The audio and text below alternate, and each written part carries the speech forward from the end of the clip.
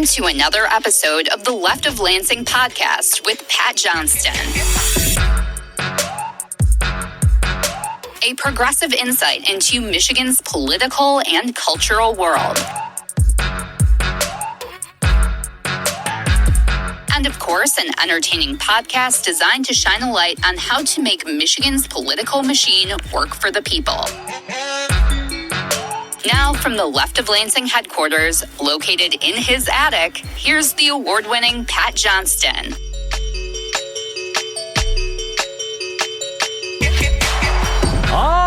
Yeah! Welcome to another installment of Michigan's premier progressive podcast. I am Pat Johnston, and coming up here in a few moments, Joan C. Williams will be joining me to talk about her new book titled Outclassed, How the Left Lost the Working Class and How to Win Them Back. I've been reading this book, and she's bringing up some really great points on how Democrats lost the working class to Trump and to MAGA Republicans, which is really unconscionable considering how they work only to enrich and empower the corporate authoritarians. It boggles my mind that Democrats continue to lose the working class. The Trump regime and MAGA Republicans are there to do one thing. They serve the oligarchy, those who are untouchable and can buy politicians.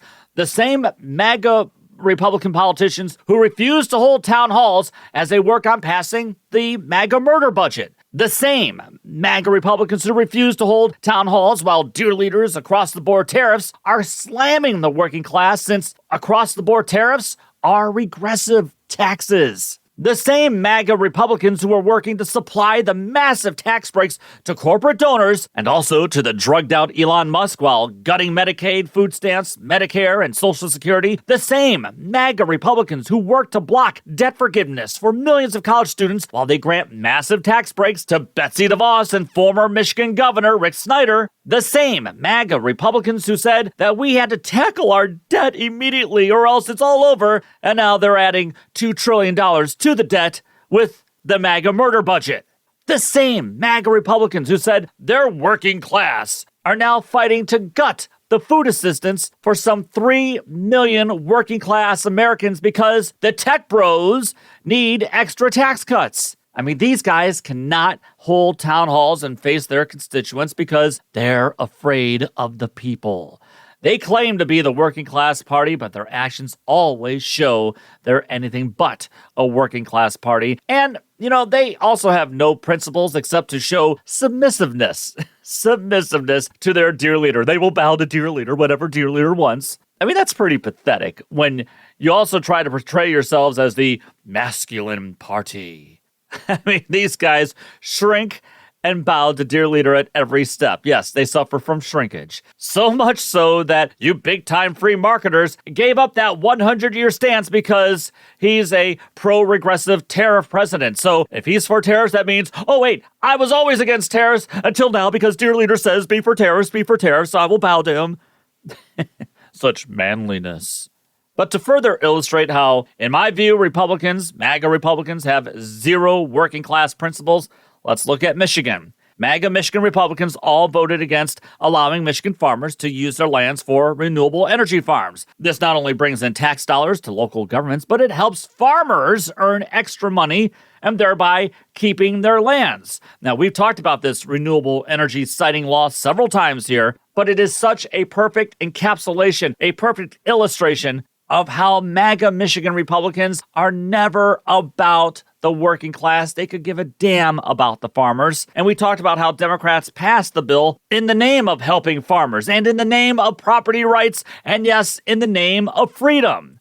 Republicans, beholden to the fossil fuel lobby, voted against the interest of farmers, Michigan farmers who are going out of business, but are now being given a lifeline thanks to smart progressive policies. Now get this. Michigan House Republicans introduced a bill this very week that would block municipalities from adopting or enforcing ordinances, policies, or resolutions that ban the use of natural gas in their locality or block the installation of natural gas infrastructure, according to Michigan Advance. Well, wait a second, everybody. Hold the phone here. I thought you guys, you MAGA Republicans, were all about local control. That's why you had to block farmers, because you're about local control. Oh, wait, that's right. You're only about local control to block renewable energy, but not anything from the fossil fuel industry. I got it. And we know who pays your bills. Again, you guys are working class frauds. Local control, as long as it suits your pro-corporate agenda. I get it. Attacking these working class frauds is easy to do, yet I feel like Democrats either don't know how to do it, they don't have the stomach for it, or are just afraid to take on MAGA Republicans on that kind of a front because some of them answer to the same corporate masters. It doesn't have to be that way. And we progressives can reclaim the working class vote, but we have to reach them rather than pushing them away. And I think that's what a lot of Democrats have been doing, especially these so-called centrist Democrats. Again, I don't know what makes them centrist other than that's code word for corporate Democrats. So again, it doesn't have to be that way. We can reclaim the working class vote just by talking to working class voters rather than trying to forget about them and shun them like New York Senator Chuck Schumer said that we should have done years ago. Yeah, you think Chuck Schumer's really good at reaching working class voters? Joan C. Williams, author of Outclassed, is standing by, and I'm looking forward to our discussion. Remember to subscribe and like the show wherever you're listening, and to also subscribe to the show on YouTube. You're listening to LOL.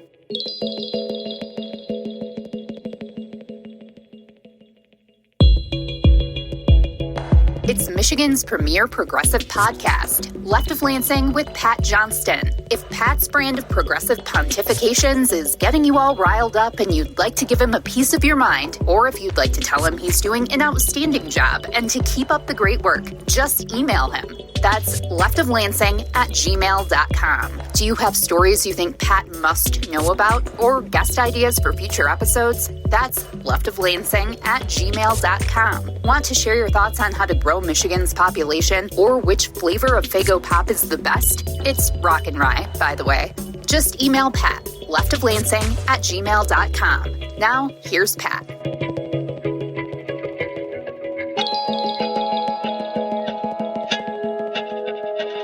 As always, you can reach me, leftoflansing@gmail.com. So if you listen to this week's Monday Musing, I shared with you some observations that I made while traveling through Western Pennsylvania last weekend. Western Pennsylvania is Trump country, and there's no mistaking that because, like I said, once my dad and I exited the turnpike around Murraysville and drove east for about another hour close to Johnstown, we counted Trump signs, Trump banners, Trump posters, even makeshift signs, bumper stickers, and so much more. And as we've talked about many times here, it really wasn't all that different than what we see here in my mid-Michigan county of Gratiot. But this was a bit more pronounced, I think, in Western PA than it is here, I think. And during our trip, we were wondering why people in rural America, and especially in rural Pennsylvania there, why are they backing this guy and his administration who, in my opinion, have really shown with their policies that they really aren't about the working class, especially the rural working class. So I was wondering, what am I missing? Because living in rural Michigan, working in farm radio, spending lots of time in rural Pennsylvania as well, I feel like I have somewhat of an understanding of rural America pretty well, but I remain puzzled at the Republican Party's, what's the word I'm looking for, hold, I guess, on the working class voter, not to mention Trump's popularity with so many working class Americans. But then again, I have spent the last few months here flabbergasted at how ineffectual many Democrats across the country really are at connecting with working class voters. Joining me to talk to us more about this economic and cultural shift by working class Americans towards MAGA Republicanism is Joan C. Williams, who's just released a book titled Outclassed: How the Left Lost the Working Class and How to Win Them Back. Joan C. Williams is a professor of law at the University of California College of the Law, San Francisco, and is a Sullivan Professor and the founding director of the Equality Action Center at UC Law in San Francisco. Professor Williams, thanks so much for taking a little time to be on Left of Lansing this week. We greatly appreciate it. Delighted to be here, Pat. Thanks for the invitation. Well, you had success with another book that you wrote back in 2017 called White Working Class. And in your bio, it says that former President Biden carried that book around with him during the 2020 campaign, which I do remember. Did you feel compelled to write your new book, Outclassed, because maybe you felt like, despite Biden's victory in 2020, which was pretty close, that Democrats were still struggling to connect with not only white working class Americans, but with the entirety of the working class in the country.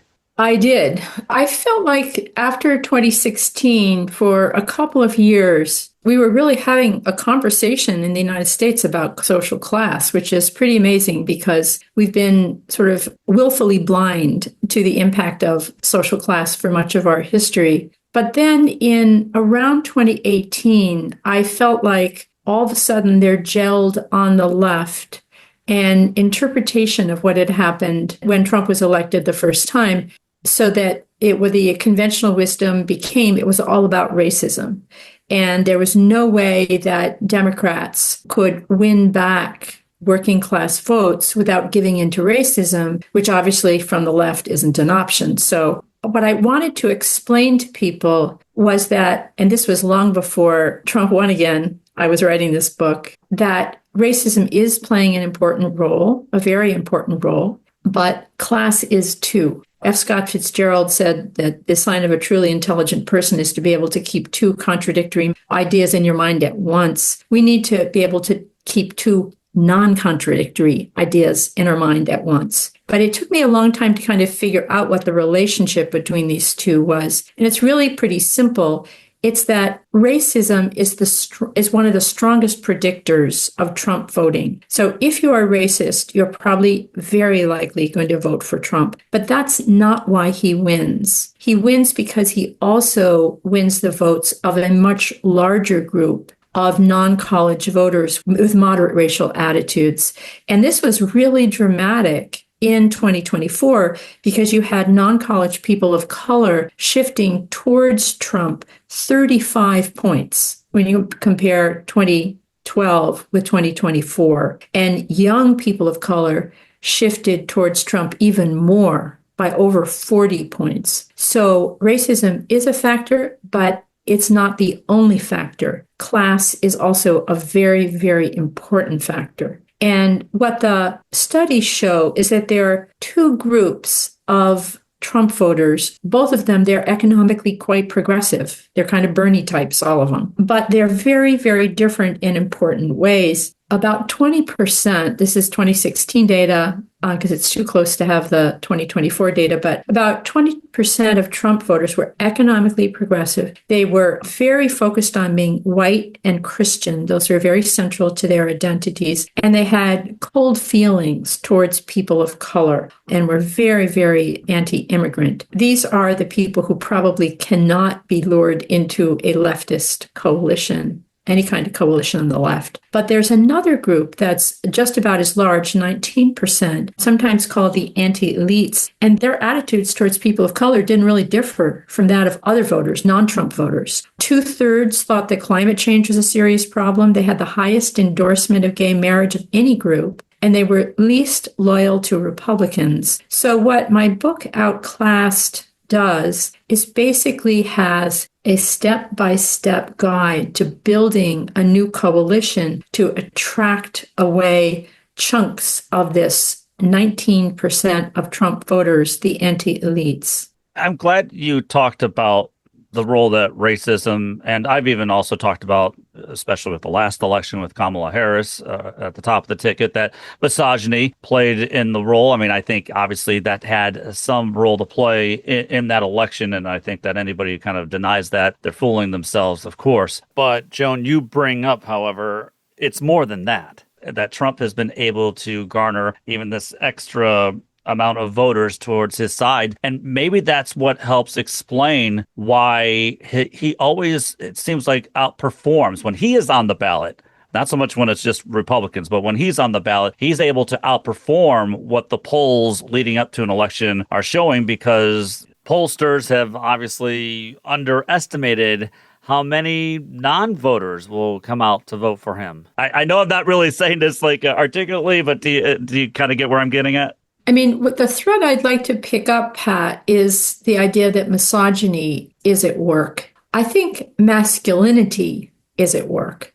What the research shows is that when men's masculinity is threatened, they tend to double down on masculinity. I mean, there's a wonderful social science experiment where they bring people into the lab and they tell one group of guys that they're kind of masculine, but also kind of feminine. So masculinity threat. And they found those guys were much more likely to support wars. They wanted to buy huge cars. They just wanted to prove, yeah, I'm masculine, I'm masculine. And I think that a lot of men's masculinity feels threatened. And this goes back to the ties between culture and economics. Why do non-college men often feel threatened? Well, there is the fact that if wages had continued to rise when productivity did, like they did after World War II, wages would be 43% higher than they are today. And in the 15 years before Trump was first elected, that accounted for 3/4 of the decline in that post-World War II decline of wages. And during that same period, nearly all net job growth was in gig work and short-time work. In other words, no prospects, often no benefits. Since 1989, wages have risen 83% for college grads. But you know what? For non-college grads, they've risen hardly at all. And so the result of all of this, basically that workers are not receiving a fair share of productivity, is really the loss of the American dream for many families. Nearly all Americans used to do better than their parents, but of those born in 1980, it's just about an even shot whether you're going to earn more than your parents. And many, many men, no matter what their class level, their identity is very tied up with being a provider. And the level of inequality now in the United States is so high that not only do low-income men feel like they can't be providers, but these middle status voters, the middle 50%, and those are the ones that are flocking to the far right, both in Europe and America. These middle status voters, they feel that they're not going to be able to be providers either. They're not going to be able to deliver on the American dream. And I think it's important not to just write off this masculine anxiety as misogyny. It is masculine anxiety because masculinity is a cherished identity. For most people, 70% of men say that they feel that they receive positive feedback when they behave in masculine ways. But the roots really have to do with the very changed position economically of the middle class. This is the fragile and failing middle class. And people are very angry about it. That's one of the main reasons Trump voters are so angry. People often say, why are they so angry? And it's like, why shouldn't they be angry? These are the facts. How was Trump successful in tapping into this loss of masculinity, or at least, at least those perceived who are ability to deliver. Perceived. Yeah, there you go. Perceived ability to deliver. Yeah. Well, I mean, what people really want, in my view, and this is the opportunity for the left, people want something really simple. They want hard work to pay off in a stable middle class standard of living. So Trump has talked about this. He talks about how he's going to bring back blue collar jobs. Now, I think good blue collar jobs are important, but he often means bring back manufacturing jobs. Only problem, the tariffs are are threatening American manufacturing right now, not helping it. And they focus on manufacturing jobs really just bites off a little piece of the apple. I think the reason that people, men and women, are very angry is because hard work doesn't pay off anymore in a stable middle class life. Often you have families trying to juggle 3, 4, even 5 part-time jobs, no benefits. Farmers are hardly making ends meet. Lots of farmers are going out of business. If they aren't, they're wearing themselves ragged with very tragically high rates of suicide. And so I don't think that Trump delivers for this group, but he certainly talks a good game and says he's going to deliver for this group and he's going to get them good jobs. The other thing that Trump does is he uses what's called a specific style culture. You don't really think about it a lot, but there's at least 2 very different style cultures in the US. Among elites, and here I'm really talking about the sort of top 20%, the college grads who are in the higher part of the income distribution. They're not the 1%, but they're the top 20%. And among those elites, the style culture is what I often call Rachel Maddow culture, sort of. The ideal is to be smart and articulate and talking from data. I'm kind of enacting this style culture right now before your very ears. Unfortunately, Democrats, that's how they talk to voters. They seek to communicate, I'm a smart person talking to you, a smart person. And the result is a style culture that sounds very elite and condescending to the many of in the 2/3 of Americans who lack college degrees. In sharp contrast, Trump enacts a very different style culture. Among the kind of the middle 50%, I'm going to call them the missing middle or call them blue collar, although of course a lot of them aren't. There's the tire salesman and the nurse's assistant as well in that group. But among that group, what they value is not fancy talk, but straight talk. They value authenticity. And tell them like it is. Trump doesn't sugarcoat things, said one voter. So Trump talks in this sort of blunt, much more down-home style that's characteristic of blue-collar style culture. And meanwhile, Democrats are up there with their overstuffed policy manifestos talking to college graduates. That kind of talk just doesn't communicate that they care about people with college degrees. And maybe this is what you just described gets to something that, many of us in Michigan, we've talked about for a long time here. But I remember during one of the debates in the 2016 election between Trump and Hillary Clinton, they were talking about NAFTA. And Trump declared it to be one of the worst things to have happened to the manufacturing industry. And I'll never forget this. Hillary Clinton responded by saying, well, that's your opinion. Your husband signed NAFTA, which was one of the worst things that ever happened to the manufacturing industry. That is your opinion. You go to New England, you go to Ohio, Pennsylvania, you go anywhere you want, Secretary Clinton, and you will see devastation. And when she said that, I knew she was either going to lose Michigan or barely win it. Yeah. And she lost to Bernie Sanders in the primary race that year because he also highlighted how NAFTA and neoliberal economic policies hurt the state. So I know it's kind of a simplistic way of maybe looking at it, but does that partially explain what you were kind of just talking about there, how Democrats did lose the working class votes by kind of just dismissing them? Yeah, I don't think it's simplistic at all, Pat. I think it's right on. And you're also right that, why are people in rural Pennsylvania, why are so many people in Wisconsin, why are they so angry? I've been talking about how neoliberalism, the idea that we should just get out of the way of the free market, that we should let every country produce what they can produce most efficiently, that this kind of deregulation and free market was going to deliver democracy in China. I mean, we actually believed this in the 1990s. And that kind of neoliberalism really radically increased inequality among individuals, as I just talked about. But it also really radically increased inequality between regions. Huge proportions, 70 to over 90% of job growth and economic growth went to superstar cities, a relatively few number of economic areas, of metropolitan areas. And a lot of areas of the country where you used to be able to work hard and gain a stable middle-class life and create one for your children, those areas have been left behind. And the Democrats have been really disadvantaged by their failure to understand that people are angry because so many individuals can't work hard and achieve a stable standard of living, but also because so many regions have been left behind. And even the people in those regions who themselves are doing okay are angry that they can't make a life for themselves. And if they can make a life for themselves around the area they grew up, their children can't. A huge proportion of Trump voters live within 2 miles of where they grew up.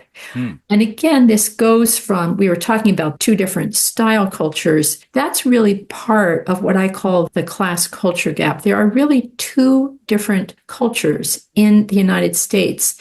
And the clash between these cultures is what's driving people to the far right. In the missing middle area, they inculcate in themselves and they seek to raise their children for the kinds of jobs where you have to get up every day on time without an attitude, to a job that often is kind of repetitive and where you're an order taker. To survive in that kind of job, you need self-discipline. And so they're very focused on self-discipline, and also the institutions, the traditional institutions that anchor self-discipline, religion, the military, traditional family values.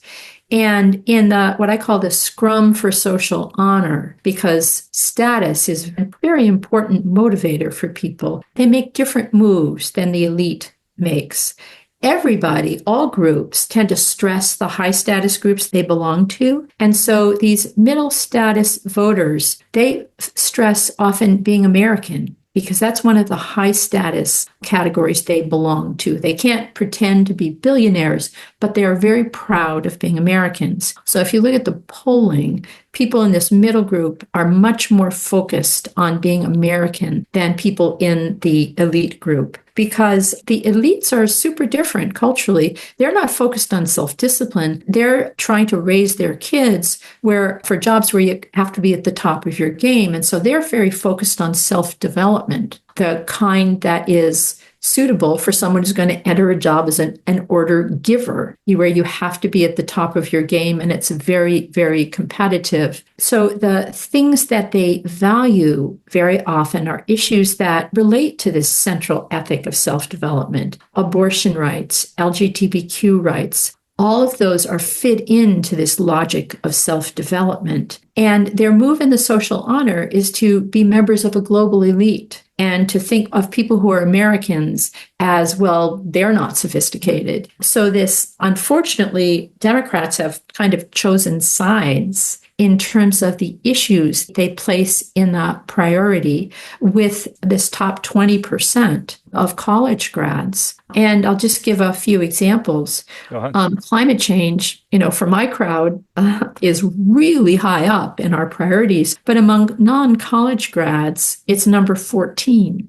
And according to, I think that was a 2022 study, defense of democracy, which my crowd is very obsessed with now for all kinds of good reasons, Kamala Harris put at the center of her campaign. It was very, very high for the kind of core college grad audience that Democrats think of, but it was way, way, way down low for Trump voters. And that's because inequality genders low social trust, including trust in political institutions. If you and your kind in your area have kind of been screwed economically for the past 40 years, you might not think that the system that did that deserves your loyalty. You might be open to trying something different, as shocking as that may sound. What we really have is a situation where I think those of us on the left have to understand kind of the deep structure of populism. And there's really two populisms. There is left populism, kind of the Bernie kind, the rich are robbing you blind. That's focused on the economic elites, kind of the 1%. But then there's right populism, which is they're looking down on you. And this is focused on cultural elites, the top 20%, really those college grads. And so when we hear Trump voters being talked about as duped, dumb, deplorable, what that does is fuels the power of right populism. The move going forward is to shift back to left populism, they're robbing you blind, and stop fueling right populism by understanding that the lives of people in the middle are really different than the lives of the college grads in the top 20%. We only have time for one more question. You did mention in your book how Michigan's Democratic governor here, Gretchen Whitmer, has been quite successful in gaining support of voters across the class spectrum. And you point out maybe she's figured out a formula here by connecting with working class voters through working class values. And I'd say to a point, she's done that. But what made you come to that conclusion? It started with one of her campaign mottos, fix the damn roads. That is very much of a direct, authentic, unfancy speaking style. That's very much a blue-collar speaking style or middle-class speaking style. I'm told she even wears a leather jacket. Is that true? She wears a black leather jacket. From time to time. That's right. Yep. Yeah. What does that remind you of? She's attuned to a style culture that is non-elite. There's a whole group of people saying, well, what Democrats should do is just follow the working class and adopt their cultural values. And that's not going to work because Democrats, to win, both need the college educated and they need a much larger share of non-college educated. And that's exactly what Gretchen Whitmer does. She thinks up policy initiatives that have appeal to both groups. So, for example, she worked with GM to have a huge investment in EVs. Okay, electric vehicles, she's got the climate change crowd, but also blue-collar jobs, she's got the working class crowd. She helped open up the first new auto plant in Detroit for a really long time. Okay, she got the working class blue-collar jobs, but then that plant also gave local hiring preference to people who lived in the area. And the people who lived in the area are very heavily African American. So she's got the focus on racial justice and the focus on blue-collar jobs. She argues for abortion rights by saying they help Michigan economically. She doesn't tie it into self-development. She ties it into economic betterment. And so what she does is she conceptualizes policy issues in a way that's going to appeal both to college grads and to these middle status voters who aren't college grads. I can't really argue with that point. We talk a lot about her, and like with anybody else, there's always some good policies, bad policies. But I think one thing that you really did nail, though, is that she did figure out, and you know what, I shouldn't, that makes it sound like it's not authentic. I mean, she's been a Michigander her whole life, so she knows how to talk to Michigan voters. So yeah, just talking normally, I think is one way. Her goal is not to say, I'm a smart person talking to you, another smart person. Her goal is to say, I know this is your concern. I'll deliver for you. That's really different. All right, Joan. Well, thank you. You know what? Before we do depart, I know you wanted to talk about a class bubble quiz that you put together, and maybe it's something that some of our listeners here would like to partake in. So go ahead. Explain what that's all about. So the tensions between these middle status, often called blue-collar voters, and the college-educated elite are a lot of what are driving American politics. And, if you're wondering where you stand culturally, you're a lucky ducky because we have just developed the class bubble quiz, and Pat will post that with this podcast so you can find out where you stand. And I look forward to hearing from you. Joan C. Williams. The book is called Outclassed, How the Left Lost the Working Class and How to Win Them Back. I will make sure to put links to your book so that way everybody will be able to click on it and get a copy of it wherever they are listening to this podcast. Joan, thanks so much for coming on and for spending some time here on Left of Lansing. We appreciate it. My pleasure. Thanks for the invitation, Pat.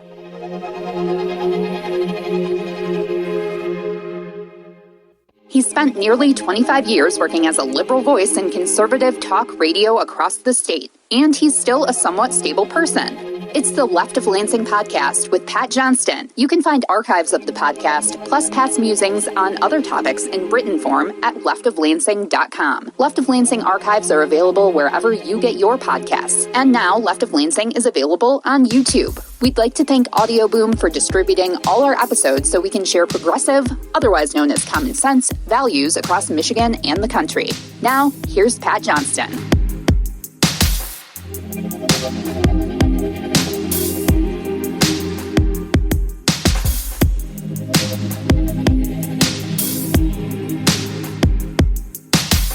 That was a good talk there with Joan C. Williams, and I'll put links to her book, Outclassed, as well as links to the other book that I mentioned that she wrote called White Working Class. And I will provide a link to the class bubble quiz that Professor Williams mentioned at the end of our interview. It's just 10 quick questions, and I did take the quiz, and I scored a pretty classy score. That's what it said. I'm considered 50% culturally working class and 50% culturally elite. I'm sorry, but I will always prefer a cookout over a fancy dinner, but I'll always prefer a delicious Michigan craft beer over a freaking Michelob. Sure, when I was in college, Michelob was considered a luxury beer, but I made it a point to afford decent beer once I got out of college. See, I had goals, real goals in life, everybody. Working class goals, if you shall. Click on the link that I provided for you wherever you're listening to this podcast, or just go to classbubblequiz.com and let me know how you scored on the quiz and what you think about Joan's ideas that we discussed. And check out her book because it's a good read, it flows well, and she provides key takeaways and highlights at the end of each and every chapter. So please pick up a copy if you can. You don't have to agree with everything Joan has to say, but she does bring up excellent points through her years and years of research, and she's helping illustrate why the National Democratic Party is losing the working class, which is what we've been covering here since the election, right? I mean, I hear so many out there saying, you've got to attack Trump and only Trump and vote blue no matter who. Well, that's not working for us as Republicans grabbed full control of the federal government. And here in Michigan, MAGA Republicans grabbed control of the state house. I look at that and I have to come to the conclusion that we need to have our own Tea Party fight inside the Democratic Party because things aren't going to get better unless there are better Democrats who aren't afraid to talk to walk with, and to represent the working class of the United States. Now, I wanted to share with you some thoughts on what Joan and I brought up in that interview, where I agree with her, where I disagree with her, and that's what will make up this week's Left of Lansing Last Call. Let's start first with the last question of the interview surrounding the electoral success of Michigan's Democratic Governor Gretchen Whitmer. And if you listen to the show for the past year or so, you know that my approval rating for Governor Whitmer has dropped somewhat. It has soured a bit. I mean, it was just a couple of months ago that I railed against her White House visit, especially as Trump signed off on some fascist and anti-American executive orders. And I don't get this angle of Whitmer's people trying to tout bipartisanship during a time while the Trump regime is destroying Michigan each and every day, particularly while he's pushing 50% tariffs on steel that'll harm the auto industry, an industry that is quite important in the state of Michigan. Anyway, where I agree with Joan in her assessment on Whitmer's political acumen and success is how she spoke plain English. And I'm talking about her first election against Bill Schuette. She always made Bill Schuette appear weak, elite, and someone who just doesn't connect with working Michiganders. She made him look weird. And that really wasn't hard to do. And like Joan said, Whitmer's Fix the Damn Roads was an effective cross-cultural message by using the state's crumbling roads as a symbol and a metaphor of the Michigan Republican Party's 40 years of failure. She highlighted an issue that all Michiganders could agree on, and she did it by speaking normally.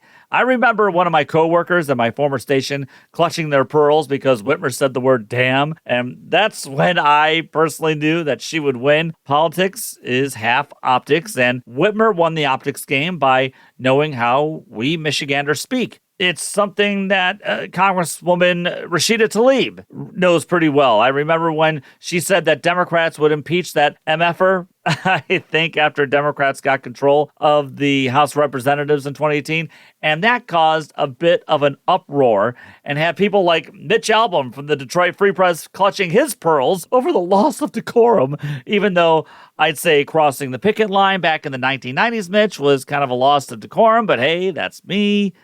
However, Rashida knew that her words would resonate with her Detroit voters and many Michiganders because that's who we are.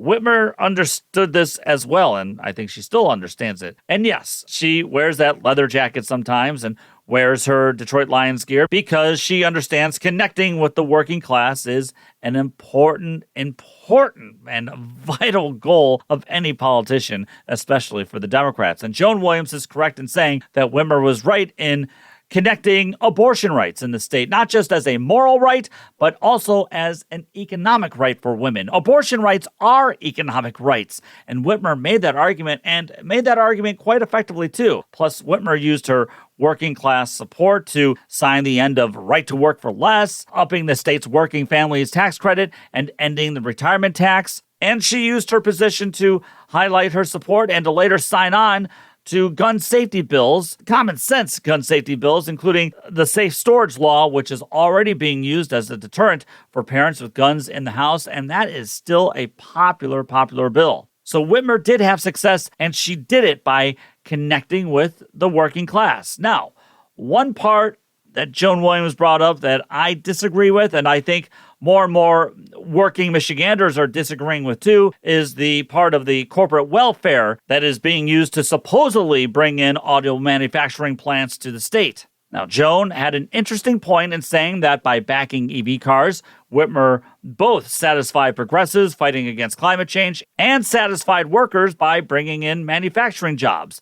And for the Trump regime to gut EV tax credits is ridiculous, as China will continue to corner the EV market, all because the regime cares more about the oil and gas lobby. We all know that.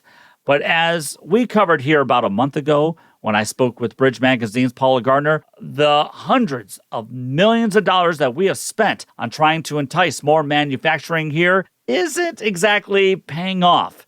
Actually, it hasn't paid off, and that's why there's now bipartisan support to end corporate welfare in the state. That's a working class issue that Gretchen Whitmer, for some reason, continues to dismiss. Then Whitmer signed off on a MAGA Republican-backed bill a couple of months ago to cut the minimum wage and paid sick leave that was guaranteed for working Michiganders because the restaurant lobby said to cut it in half. Then Whitmer signed off on that wretched auto insurance reform bill a few years ago that didn't save people money and is causing families hardships throughout the state, especially for those with loved ones horrifically suffering from auto injuries. It didn't have to be done. So Gretchen Whitmer's got a mixed bag. And again, when it comes to her potential presidential run, I'd love to see what her angle would be in getting the working class vote. People want authenticity. They don't just want performance. Optics are just a part. They actually want to know how you are going to help their lives. So wearing a leather jacket, fine, that's cool. Touting the Detroit Lions, yeah, that's pretty cool too. But it's all about how are you going to take on corporate greed while also defending the working class in the country. So we will see what Gretchen Whitmer will do if she decides to run, which I think she is. Now, Joan mentioned how working class Americans tend to be patriotic, or at least view themselves as patriotic, and I can see that. I think I'm patriotic as well, or else I wouldn't be doing this. And that's where I will reiterate my belief that all of these indivisible groups and all these progressive groups who are out there protesting what the Trump regime is doing to all Americans, yes, that is a start. However, there's got to be a little bit more to it. And I believe there should be red, white, and blue everywhere because it shows everyone that we love this country too. It's our country too. And it shows that we're willing to fight for it. And it allows everyone to realize that we're fighting for a better America. So more American flags, I think that would be a good thing. And it would also put more pressure on some of the MAGA people who believe more in the Confederate flag than they do the American flag. Now, Joan also mentioned how the people are angry everywhere. And it's just not Trump voters. It's Democratic and independent voters too. The polls are showing that right now, as independents are really souring on the Trump regime. But that's where I felt that the Kamala Harris campaign fell short in the end. They were fighting, I thought, too much to keep the status quo. And when she said that there was nothing that she'd do differently from Joe Biden, well, that was a losing moment. Many Americans feel like their hard work isn't paying off, and they don't feel like the elites really seem to care all that much. Farmers are going out of business, and that's why I never understood why Michigan Democrats refused to run ads showing how they passed a bill allowing farmers the freedom to save their lands by using their lands for renewable energy farms, and then go out there and show everyone that MAGA Michigan Republicans voted against farmers, put them on the defensive. Democrats, they just don't know how to fight, and they suck at messaging. But the people are angry, and they don't see Democrats fighting for change from the status quo. And everybody, that's just the harsh truth. That's why Joan's correct in saying that Democrats have to take an anti-corporate, pro-working class attack line. And that's how you put Republicans on the defensive right there. I mean, we're seeing this with the MAGA Murder Budget, how many town halls does John James, does Lisa McClain, does Bill Huizenga, or Jack Bergman up north? Well, whatever. He never holds any kind of meetings. They know what they're doing, and they are ignoring the people. They are trying to hide from the people because what they are doing is anti-working class. Again, Democrats should have been running ads during, let's say, the NBA Finals, attacking the MAGA murder budget, calling it the MAGA murder budget, and putting Republicans on the defensive. Yet, they did nothing. And I don't know what it's going to take for Democrats to learn that a populist message, a populist progressive message, is a winning message. Finally, Joan mentioned the loss of masculinity, and that feeling or loss of masculinity is something that's hurting Democrats.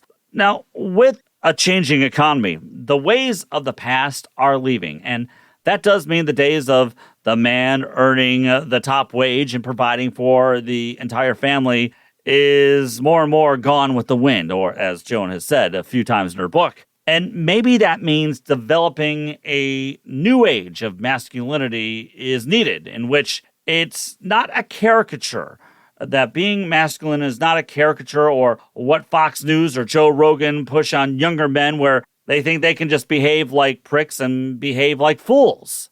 If you don't mind, I'm going to use a little boomer and Gen X language here for a second, but were Andy Griffith, Charles Ingalls, Uncle Phil from The Fresh Prince, or Mr. Rogers, did they all suffer from not being masculine enough? No, they showed toughness, tenderness, and they showed understanding. We understand the world economy is changing and that women got more chances, which is a good thing. So yeah, the world is changing, but being a man, being a real man, isn't about grabbing a pussy wherever you feel like it or when you can get away with it. That's not being a man. Being a man is adapting to the situation at hand and finding new ways to make it in the world.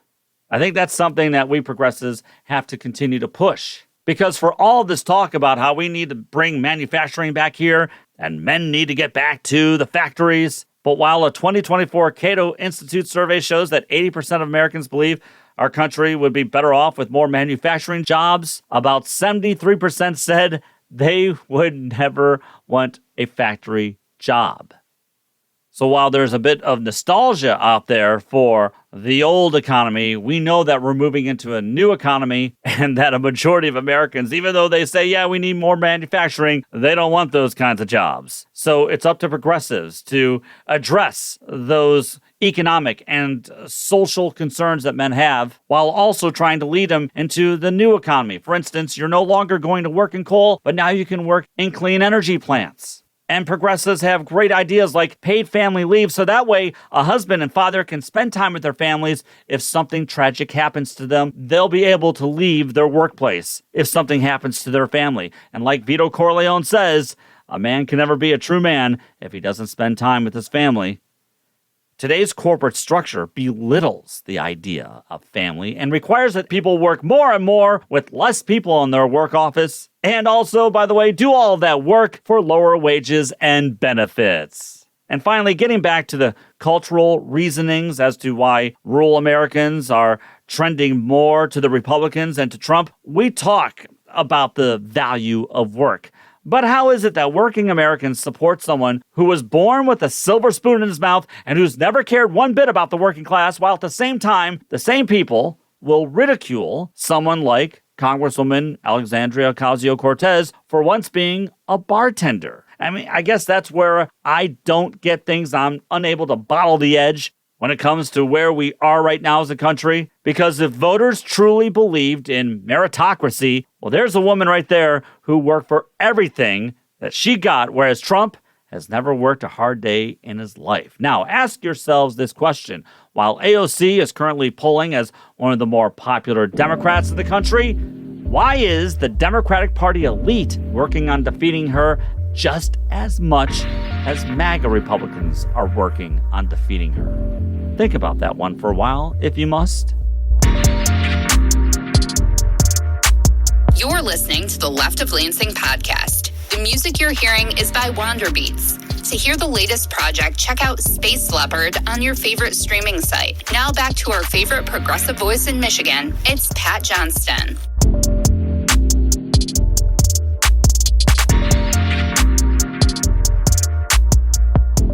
Well, that's going to do it for this edition of The Left of Lansing. Special thanks to Joan C. Williams for coming on this week to talk about her book, Outclassed, How the Left Lost the Working Class and How to Win Them Back. Send me your thoughts on what Joan had to say and pick up a copy of her book by clicking on the link that I'm supplying for you on wherever you are listening to this podcast. Let me know what you think of her ideas and what you think about my takes on what we talked about at leftoflansing@gmail.com. Look, it's going to take more than just swearing and wearing leather coats to win back what it took Democrats for years to lose. But those changes can happen, everyone. They can, and we progressives can make it happen because we are the true working class wing in American politics. And when Joan said that people are angry with our institutions and they have no trust for our institutions, well, that also means that we are angry with the Democratic Party, a party that led us down this path, a path that gave us the Trump MAGA Republican regime. Translate that anger into action and support those. Please support those who are fighting for a true populist, progressive future. Until next time, remember, take the battle to them. Thank you, Michigan. The Left of Lansing podcast was produced by Pat Johnston, written by Pat Johnston, researched by Pat Johnston, edited by Pat Johnston, and hosted by, yes, Pat Johnston. Technical assistance by Dr. Heather. And thanks to our good friend Kirsten for the awesome podcast logo. Remember to visit leftoflansing.com for more news and information. Thanks again for listening to the Left of Lansing podcast.